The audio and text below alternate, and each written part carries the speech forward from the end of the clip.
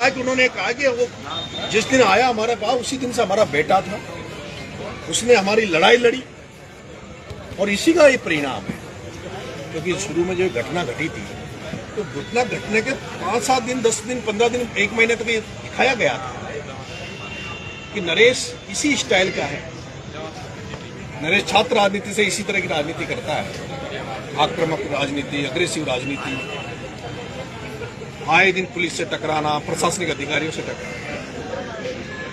लेकिन मैं कहना चाहता हूं कि मेरे सामने एक जनप्रतिनिधि जिसको 44,000 वोट छपड़ा में मिले, 60,000 वोट 8 दिन में देवली उनियारा ने दिए, उस जनप्रतिनिधि के साथ ये लाखों करोड़ों लोग जो विश्वास जता रहे हैं, आशीर्वाद दे रहे हैं, वो लोग अगर मेरे सामने, मेरी आंखों के सामने कहीं अन्याय हो रहा है, अत्याचार हो रहा है और मैं उसको मेरी आंखों के सामने सहन कर लूं, मैं कुछ नहीं करूं, कोई प्रतिक्रिया नहीं दूं, तो कैसे भरोसा रहेगा, कैसे विश्वास रहेगा।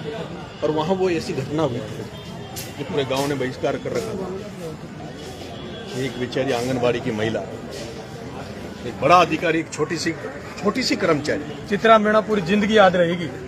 बिल्कुल, एक आंगनबाड़ी की कर्मचारी होते हुए उस महिला के साथ हाथ पकड़ के और उससे कहा जाता है कि वोट दो, नौकरी खा जाएंगे, ये कर देंगे, वो कर देंगे। उसके बावजूद महिला ने सत्य की लड़ाई उस पूरे गांव में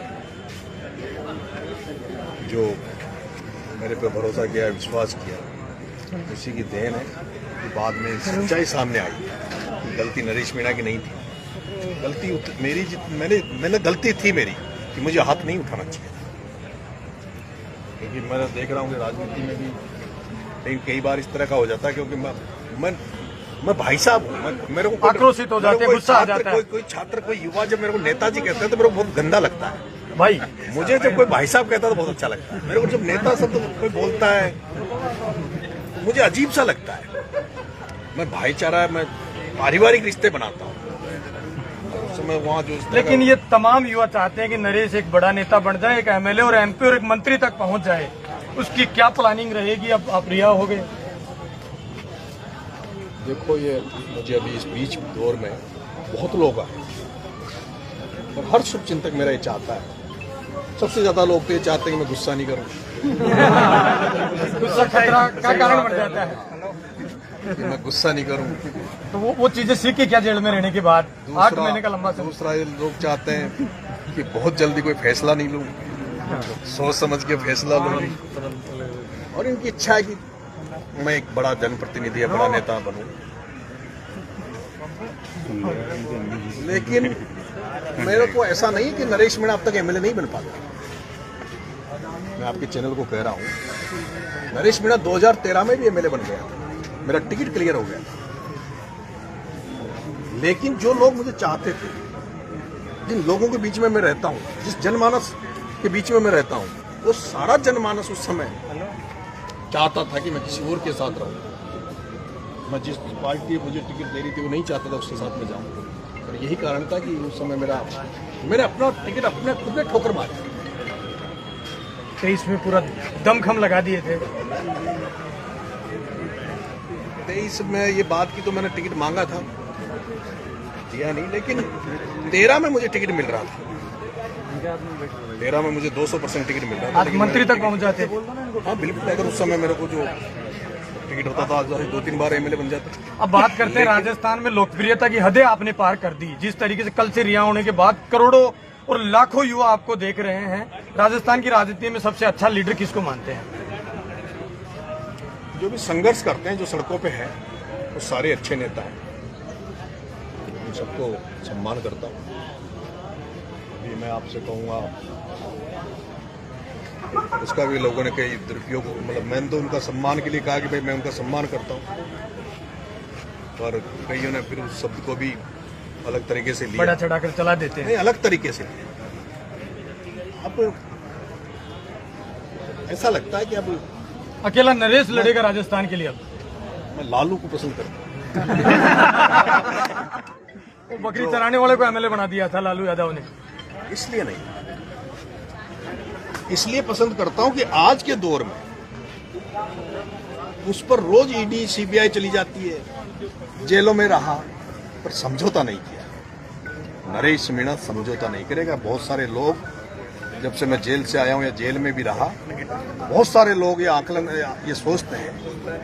बहुत सारे लोग, मैं जब ईश्वर के दरबार में गया बाबा श्याम के, मेरे दुपट्टे को लेके भी मैं देख रहा हूं, बहुत सारे लोग, बहुत सारे उसमें हैं कि मैंने समझौता कर लिया, झुक गया। नरेश मीणा झुकना तो जानता ही नहीं है। लेकिन ट्रेंड चला दिया। जनमानस जो चाहेगा, जो जन भावना मेरे से उम्मीद करती, जो जन भावना मेरे से चाहेगी, वही कदम मैं उठाऊंगा, वही मैं कदम उठाऊंगा, उसी जगह मैं अपने आप को पाऊंगा जहाँ जन मानस मेरे को चाहूंगा। नरेश भाई, आज पहली बार इतनी बड़ी मुलाकात हुई है और इतनी चर्चा आप कर रहे हैं। छोटे किरोड़ी के रूप में आपको देखते हैं, बड़े किरोड़ी को आप किस रूप में देखते हैं? डॉक्टर साहब सम्मानीय आदमी है, सीनियर आदमी है। मेरी जितनी राजनीति नहीं है उतनी, मेरी उम्र नहीं है उतनी उनकी, उन्होंने राजनीति करी। डॉक्टर साहब ने बहुत संघर्ष किए हैं, आंदोलन की राजनीति करी है। हम लोग तो उनके पैरों की धूल भी नहीं हो सकते। हम बहुत छोटे हैं। हम तो, मैं तो कहता था कभी कि भगवान करे हम भी ऐसे ही बने जैसे कर्नल किरोड़ी लाल जी भैंसला है। मेरी एक ही इच्छा है, कुछ बनूं कि ना बनूं, पर जब मरूं उसके बाद दुनिया याद करे। जिस दिन इस धरती से जाऊं उस दिन जनता हमें याद करे। सचिन पायलट जी जब निर्मल चौधरी गए थे तो कमिश्नर को फोन लगा दिया था। सचिन पायलट को किस तरीके से देखते हैं? देखो, मैं निर्दलीय हूं, मैंने इंडिपेंडेंट चुनाव लड़ा, और राष्ट्रीय पार्टी में कोई भी व्यक्ति जो रहता है उसकी अपनी मर्यादा रहती है, पार्टी के प्रति उनका कर्तव्य रहता है। कई मजबूरियां किसी भी आप पॉलिटिकल व्यक्ति के साथ रहती हैं, तो मैं उसमें किसी का दोष नहीं देना चाहता। हाँ, लेकिन मैं निर्दलीय होने के बावजूद जिन लोगों ने मेरी मदद करी उनका मैं जिंदगी भर एहसान मानूं। प्रहलाद गुंजल, प्रताप सिंह खाचरियावास, राजेंद्र जी गुडा, विजय जी भैंसला, इंदिरा जी मीणा, ओम प्रकाश जी हुरला, मध्य प्रदेश से चुनाव लड़े कांग्रेस से के प्रत्याशी थे नीटू जी सिकरवाल, जो मेरे लिए नगर फोर्ट आए। वहाँ एक एमएलए रहे बाबूलाल जी झंडेलवाल, श्योपुर मध्य प्रदेश के। अतुल प्रधान उत्तर प्रदेश से सपा के एमएलए हैं। वो तमाम लोग, कन्नी सेना के महिपाल सिंह जी, और एक और मैं भाई साहब हनुमान जी बेनीवाल को विशेष धन्यवाद दूंगा कि ये जब घटना घटी थी तो इसको लोगों ने जातिवाद का मोड़ दे दिया था। वो जो अधिकारी था, मैं उसको कभी पहले ना तो जानता था ना देखा मैंने। उस समय वो घटना अचानक से घटी थी, मतलब सोचने का भी समय नहीं था। उस समय मेरे को ये भी पता नहीं था कि वो कौन व्यक्ति है, कौन नहीं है, एसडीएम है कि नहीं है। आपने तुरंत चाटा फोड़ के वो जो हुआ, और उसके बाद जब मुझे पता लगा तो मैंने ये कहा था कि वो अधिकारी है, उसकी जगह वो मीणा अधिकारी अगर ऐसा करता तो उसके साथ उसके भी थप्पड़ पड़ते। वो किसी भी जाति धर्म का व्यक्ति होता, वो एपिसोड होना था। वो इसलिए नहीं कि वो किसी का था, और मुझे इस बात का दुख भी हुआ बाद में, लेकिन अफसोस है कि उसको ये सत्यता थी कि जाट समाज मेरे से बहुत बड़ा नाराज हो गया था। मैंने महसूस किया था कि जाट समाज में दुख था, खेद था। मैं तो माफी भी चाहता हूं, अगर आज भी ये चाहता हूं कि मेरा कोई इंटेंशन गलत नहीं था। मैंने एक अधिकारी के थप्पड़ मारा। मैंने लोकसभा चुनाव में एसपी जो मेरी जाति के थे हनुमान मीणा, वो वीडियो में शायद आपने देखा होगा।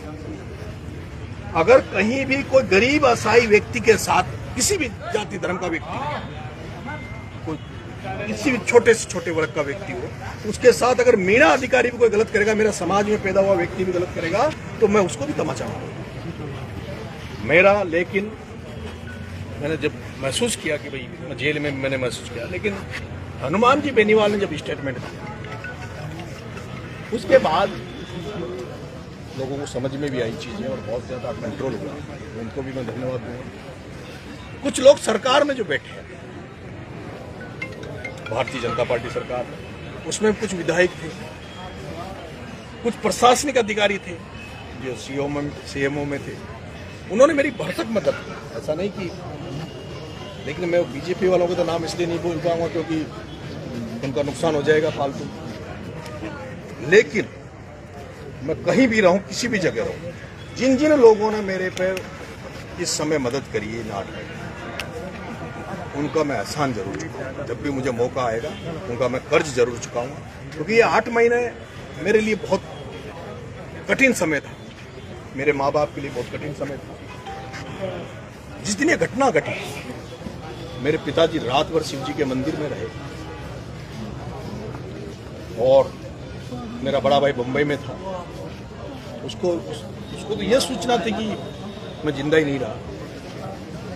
बाद में भी परिवार के साथ जो भी हुआ, एक आंदोलन भी रूपरेखा हुई, बहुत सारी चीज़ें। मैं तो यही कहूँगा कि उन सभी नेताओं का जिन्होंने मेरे साथ खड़े रहे, उनका मैं आभार व्यक्त करता हूँ, धन्यवाद देता हूँ। पूरी जनता जनार्दन का, सभी माओं का, मेरे पास जो 60 लोग जो मुलजिम जो बंद हुए, उनके जब परिजन जेल में मिलने आते थे तो परिजन उनसे ये कहते थे, वो उनसे हालचाल नहीं पूछते कि तुम कैसे हो, उनसे ये कहते थे कि तुम्हारे भाई साहब का ध्यान रखना, उनको अकेला मत छोड़ो। ऐसे लाखों परिवार थे, कई लोग आए जेल में जिन्होंने बताया कि भाई साहब मेरे गांव में एक दादी है, वो जानते तो कुछ नहीं है, पर वो कहती रहा वो भाया छोड़ा, वो नरेश को छुड़ा लाओ, पीसा न हो तो 10,000 रुपया मौसू ले जाओ। ऐसे हजारों लाखों माए, छोटे छोटे बच्चे चाहते थे कि नरेश बाहर आए। बहुत बड़ी ताकतें लगी। मैं न्यायपालिका का धन्यवाद देता हूँ, आभार व्यक्त करता हूँ कि माननीय हाई कोर्ट ने मेरे साथ न्याय किया, मुझे जमानत पे रिहा किया। उसके लिए माननीय न्यायालय का आभार। और जब इतनी सारी बात आपने पूछ ली, आप ये भी नोटिस कर रहे होंगे, कल से मेरे पास 2-3 इंटरव्यू लेने आए। मैंने इंटरव्यू उन्हीं को दिए जो हमारे यूट्यूबर्स जो भाई हैं। ये तो बहुत सारे चैनल भाई, मैंने आपको जेल में जाने के बाद तमाम इन युवाओं से बातचीत करने का प्रयास किया कि चाहते क्या हैं। इनकी आखिरी सांसें यह थी कि नरेश मीणा जेल से बाहर आ जाए। तो आप लोगों का ही प्यार था मेरे भाई, मैं यही चाहता हूँ, जैसे भगवान करे मेरे जैसे लोग, अच्छे लोग राजनीति में आए, वैसे अच्छे लोग मीडिया में भी आए। गांव किसान के बेटे मीडिया में भी आए, पत्रकार बने। नरेश मीणा इस सिस्टम को बदल लेगा कैसे? सरकारें खड़ी है, सिस्टम मोदी तक सामने, बीजेपी ऊपर से नीचे तक। कोशिश करेंगे, जरूरी तो नहीं है, लेकिन कोशिश करेंगे। अब तो जाने के बाद जनता ये तो करेगी, कोई तो था जो लड़ा, जरूरी नहीं कि, लेकिन हो सकता है मेरे से कुछ और लोग सीखे। आज अगर जेपी आंदोलन में नहीं होता देश में, तो ना लालू होता, ना मुलायम होता, ना नीतीश कुमार होता, ना काशिर होते। अन्ना ने आंदोलन किया, अन्ना आंदोलन नहीं करता तो केजरीवाल नहीं होता। अगर हम ये सोच लें कि हम अब कुछ कर ही नहीं सकते, इन लोगों से लड़ ही नहीं सकते, तो फिर कौन लड़ेगा? और मैं आपकी चैनल से भी कहना चाहता हूँ, मैं अभी छात्र राजनीति से निकला हूँ, 45 साल उम्र हो गई। कई मेरे जूनियर साथी भी एमएलए बन गए, बहुत सारे लोग जतों में चले गए। आज मैं एक छात्र राजनीति को एक अलग तरीके से देख रहा हूँ। जैसे छात्र संघ अध्यक्ष बन गए, छात्र नेता बन गए, 5-5 करोड़ 2-2 करोड़ की गाड़ियाँ, डेकोरम, हाई फाई। मेरे से बहुत समझाया, अभी जेल में बहुत सारे लोग आए, भाई साहब डेकोरम बना लेना, ताम झाम से चलना, हर जगह मत बोलना, हर आदमी से मत बोलना, हर इंटरव्यू आप जैसे छोटे लोगों को इंटरव्यू मत देना, कोई गिनती के आदमी को इंटरव्यू देना। जैसे हैं वैसे हैं। वैसे जैसे नरेश मीणा जेल में गए थे वैसे ही है। नरेश भाई, समरावता को न्याय मिल पाएगी कि नहीं? आखिरी सवाल। मैं बेटा हूँ उनका। समरावता का जब मैंने कहा कि मैं बेटा हूँ, तो आप समझ। ये वो नरेश मीणा है जिसने पूरे राजस्थान में हड़कंप मचा रखा है, और आज किस तरीके से मुखर होकर तमाम सवालों का जवाब दिया। आप क्या सोचते हैं? आप मेरे साथ देख रहे तेज मीडिया ग्रुप और मैं हूं तेजपाल। जय हिंद, जय भारत। नरेश भाई साहब जिंदाबाद! नरेश भाई साहब जिंदाबाद!